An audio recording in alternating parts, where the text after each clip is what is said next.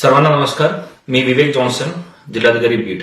मागच्या काही दिवसांपासून बीड जिल्ह्यामध्ये मुसळधार पाऊस चालू आहे आणि IMD द्वारे दिलेल्या इशाऱ्याप्रमाणे पुढच्या 2 दिवस रेड आणि ऑरेंज अलर्ट याचा इशारा सुद्धा दिलेला आहे. सर्वप्रथम मी बीडच्या सर्व नागरिकांना विनंती करतो की मुसळधार पाऊस चालू असल्यामुळे बीड जिल्ह्यामध्ये असलेल्या सर्व नदी, सिंदफणा असेल, मांजरा असेल, बिंदुसरा असेल, गोदावरी असेल, या सर्व नदीमध्ये मोठ्या प्रमाणे फ्लो चालू आहे. माजलगाव धरण यापासून आमचं विसर्जन चालू आहे. त्यामुळे या नदीकाठावर असलेला सर्व गावकरी लोक तुम्ही सतर्क येणं खूप अत्यावश्यक आहे.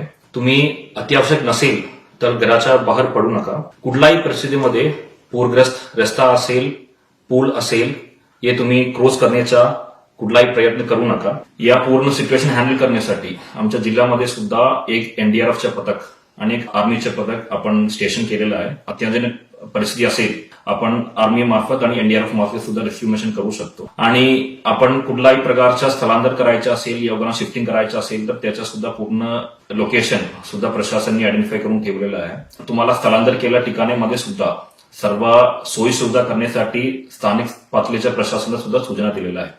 त्यामुळे कुठल्याही परिस्थितीमध्ये तुमच्या गावावर धोका असेल तर तुम्ही प्रशासनासोबत सहकार्य करणं अपेक्षित आहे आणि सुरक्षित स्थळावर तुम्ही स्थलांतर होणं अपेक्षित आहे. तुम्हाला कुठल्याही प्रकारच्या अडचणी असेल, यामध्ये कुठल्याही प्रकारच्या आपत्तीच्या परिस्थिती असेल, तुम्ही या स्क्रीनवर दाखवलेला टोल फ्री नंबरमध्ये संपर्क करू शकतो. त्यासोबत तुम्ही संबंधित तहसीलदार असेल, तलाठी असेल, या सर्वांना 24 तास त्यांचा मोबाईल चालू ठेवण्यासाठी आणि त्यासोबत कुठलाही परिस्थिती असेल तर आमच्या टोल फ्री नंबरवर संपर्क करण्यासाठी आम्ही पूर्ण सूचना दिलेल्या आहे.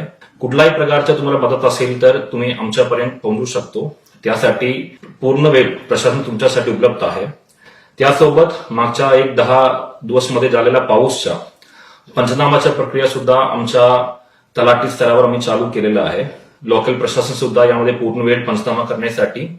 त्यासोबत घरामध्ये पाणी शिरलेलं असेल, आपण ताबडतोब तसे कुटुंबांना आपण 5,000 रुपये देतात आणि लवकरात लवकर आपण धान्य सुद्धा भरपूर ठिकाणी वाटप सुद्धा केलेलं आहे. यामध्ये तुम्हाला कुठल्याही प्रकारच्या माहिती या तुम्हाला कुठल्याही प्रकारच्या मदत तुम्हाला भेटला नसेल, तुम्ही आमच्यापर्यंत या टोल फ्री नंबरवर पोहोचू शकतो. प्रशासन तुमच्यासाठी 24 तास उपलब्ध आहे आणि आपण सर्वजण सोबत या संकटातून लवकरच बाहेर पडू. सर्वांना परत एकदा सहकार्य करण्यासाठी विनंती करतो आणि कुठलाही मदत पाहिजे असेल तर तुम्ही प्रशासनपर्यंत पोहोचू शकतो. धन्यवाद.